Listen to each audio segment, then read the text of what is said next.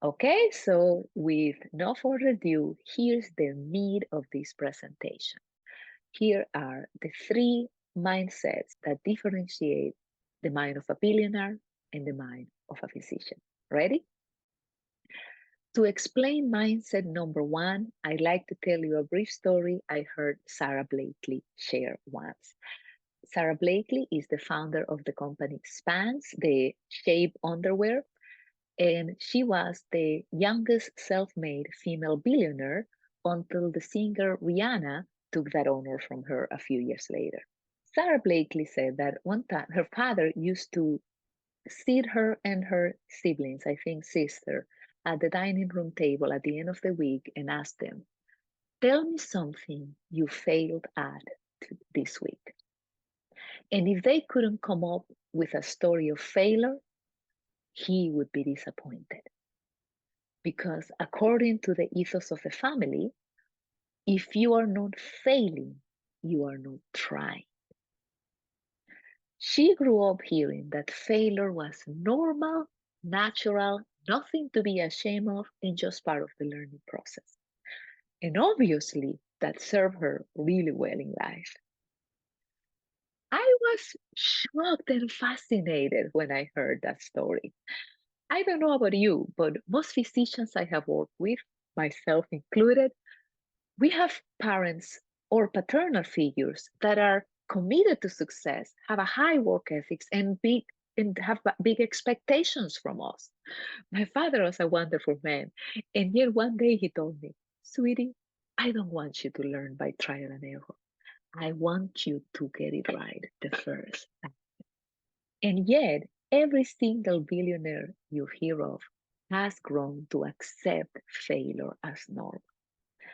Think about it. Every one of them has taken huge risks in life, make huge mistakes, go bankrupt, lose it all, start all over, be humiliated and embarrassed, and yet keep going and going.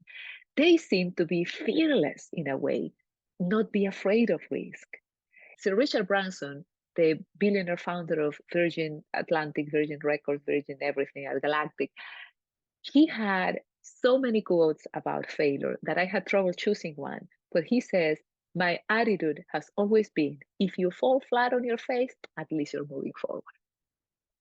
Even the most conservative billionaire you're ever going to find, Warren Buffett, he tells the story of how he learned his lesson at age 11 when the very first stock he bought lost him money because he panicked and sold it. And ever since, he learned to never panic and never sell his shares when the market was down. Can you wrap your mind about how different that is from what we physicians learn? We are terrified of failure. It has been drilled in our brain that if we fail, that means someone died. We killed a patient. While the rest of the world has the privilege of learning by trial and error, we believe that error equals shame. I have clients who got traumatized by mortality morbidity conferences when, on top of the heartbreak of having lost a patient, they had to submit to long interrogations in front of their peers.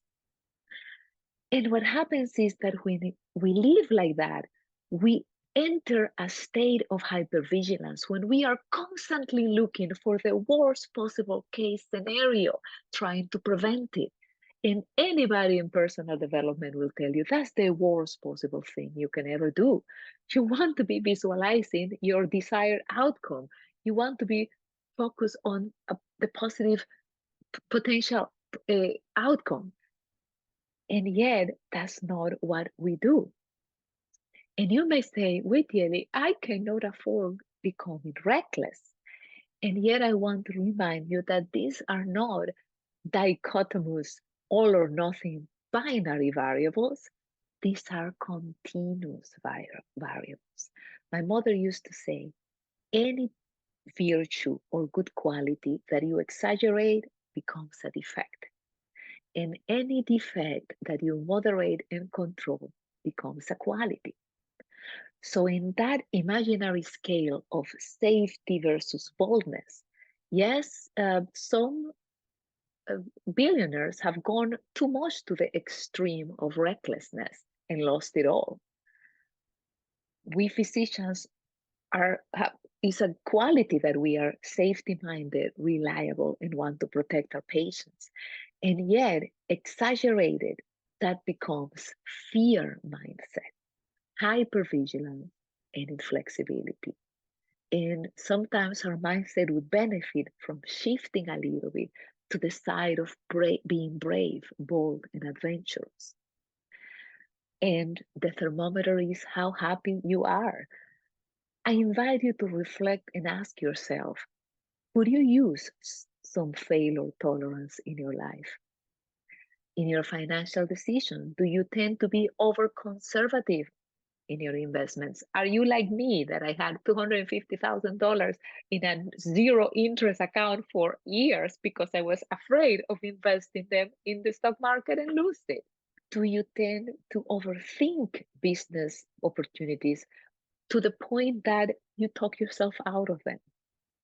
In your personal life, do you obsess about errors? Do you self-flagellate?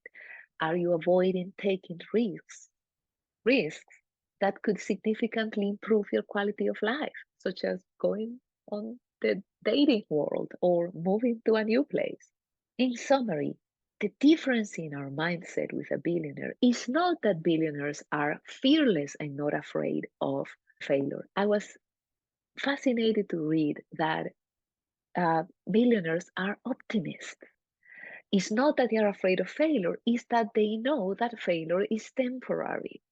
They then, when the rest of the world is panicking, when the market crashes, everybody's selling their shares at a loss, they are hanging in there knowing it's temporary, and they continue to buy stocks at a cheap price, which, when time proves them right and the market recovers, leaves them richer than they were before.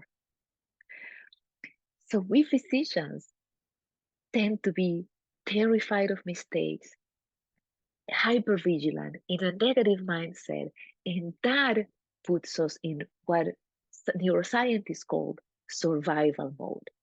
There is plenty of evidence that when we're operating from this panicky state, survival mode, we are engaging the least efficient sides of our brain, the amygdala, the limbic system, the parts of the brain that fire up during PTSD. While when you are confident, optimistic, and coming from a mindset of maximizing gains instead of minimizing losses, you are using the parts of your brain that are the most efficient, your prefrontal cortex, your creative right hemisphere. This is the basis for the next mindset we're going to explore.